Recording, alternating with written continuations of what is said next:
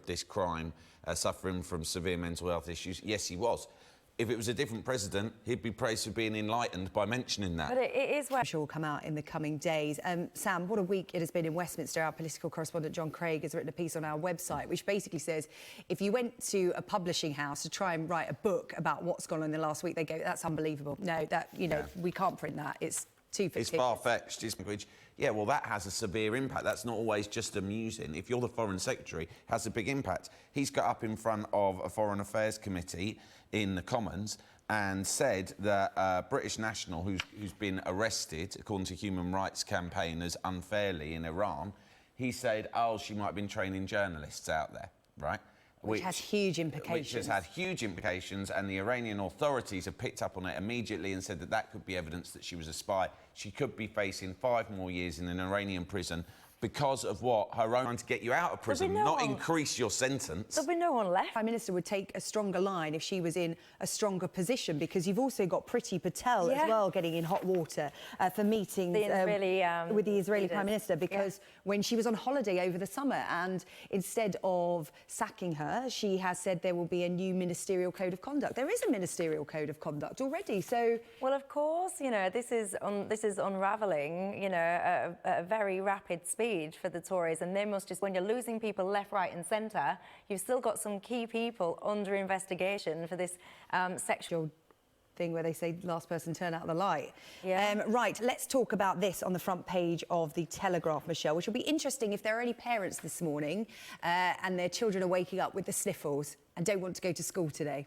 Exactly. So this is East Sussex, and basically what they're doing is they're doing a campaign, and it's all about the amount of absences going up.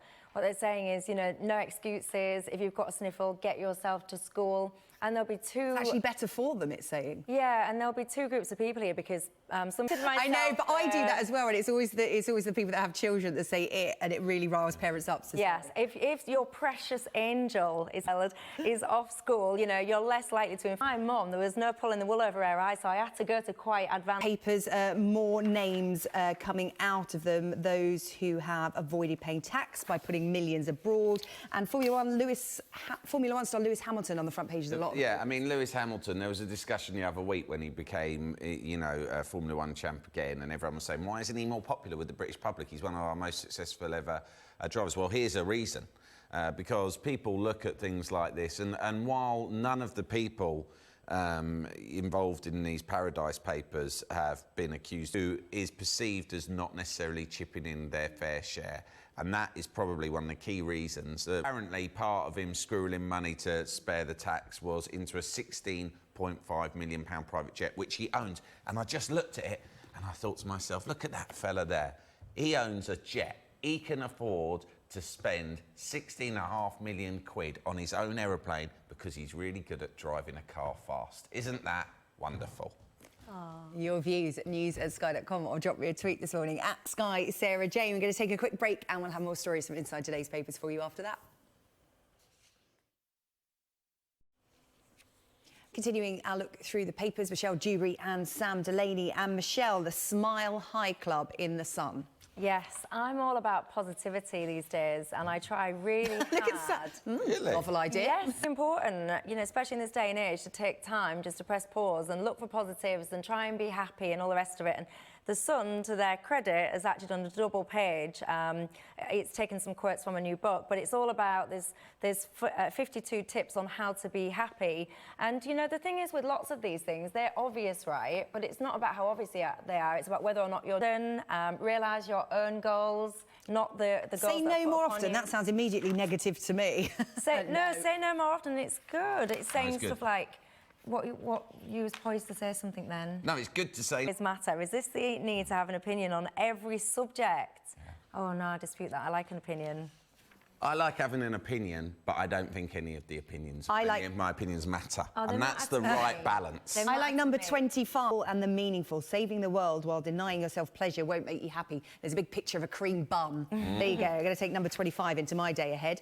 Sam, this is another story from The Sun. Yeah, we were reporting on this last week. Now, yeah.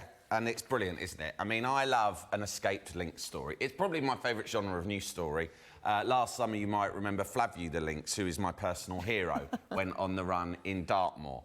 He took one look at Dartmoor Zoo, didn't fancy it, and just immediately escaped. They hunted him for the whole summer. They sent out drones, which they're now doing with this one, Lilith, right? They played tape recordings of his mother's call to try and lure him back. Full-scale operation. Continually outwitted the authority. That they confound their zookeepers, who are effectively, you know, zoos are effective back when he just wants his food served up to him again. Right? Her, sorry, it's a her. I don't know. Playing it by his own rules. Ruin his, her, they, fun. Get in touch with local authorities. Right, Sam, Michelle, thank you. We'll have more papers from this duo after 7 o'clock. In the meantime, we're going to take a check on the weather. Isabel has that for you today.